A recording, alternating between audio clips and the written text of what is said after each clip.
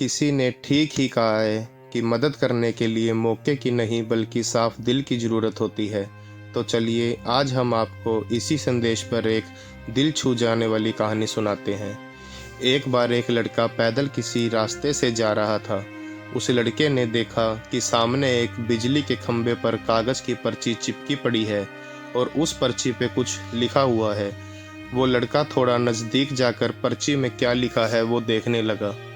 उस कागज़ की पर्ची में लिखा था, कल इस रास्ते से गुजरते वक्त मेरे 100 रुपये कहीं गिर गए थे। मैंने ढूंढने की बहुत कोशिश की लेकिन मुझे वो नहीं मिले। कृपया इस रास्ते पर कहीं भी किसी को भी मेरे 100 रुपये मिले तो इस पते पर पहुंचा देना। पर्ची में उसका एड्रेस भी लिखा हुआ था। लड़के को ये पर्ची पढ़कर उस एड्रेस पे जाने का मन करने लगा। वो लड़का उस एड्रेस पे जाने के लिए आगे बढ़ने लगा। उस एड्रेस पे जाकर लड़के ने देखा कि वहाँ एक झोपड़ी है। लड़के ने बाहर से आवाज़ लगाई तो उस झोपड़ी में से एक वृद्ध औरत लाठी के सहारे बाहर आने लगी। लड़के को पता चल गया कि वो वृद्ध औरत सिर्फ अकेली ही इस झोपड़ी में रहती है। वो लड़के ने उस वृद्ध औरत से कहा कि माँ जी, आपके 100 रुपये जो गिर गए थे वो मुझे मिले हैं, ये रहे आपके 100 रुपये।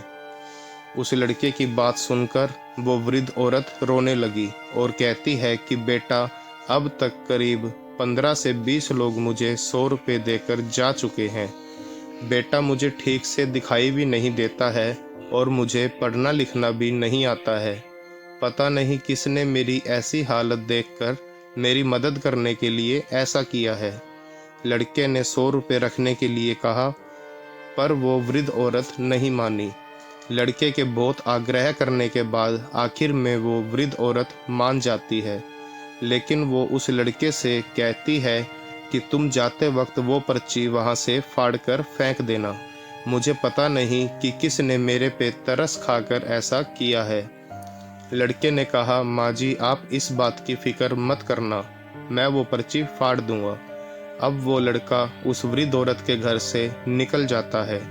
थोड़ी देर चलने के बाद उस लड़के ने सोचा कि आखिर मुझसे पहले आए हुए उन 15-20 लोगों को भी इस माजी ने वो पर्ची फाड़ने को कहा होगा, लेकिन उनमें से किसी ने भी पर्ची को नहीं फाड़ा, तो फिर मैं क्यों फाड़ दूं?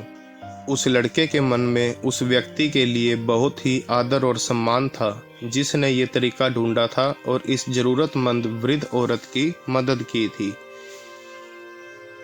इस कहानी का शीर्षक यह है कि हमारे मन में सिर्फ किसी ज़रूरतमंद की मदद करने की इच्छा होनी चाहिए, क्योंकि मदद करने के तो बहुत सारे तरीके होते हैं। हम किसी भी तरह मदद कर सकते हैं। धन्यवाद।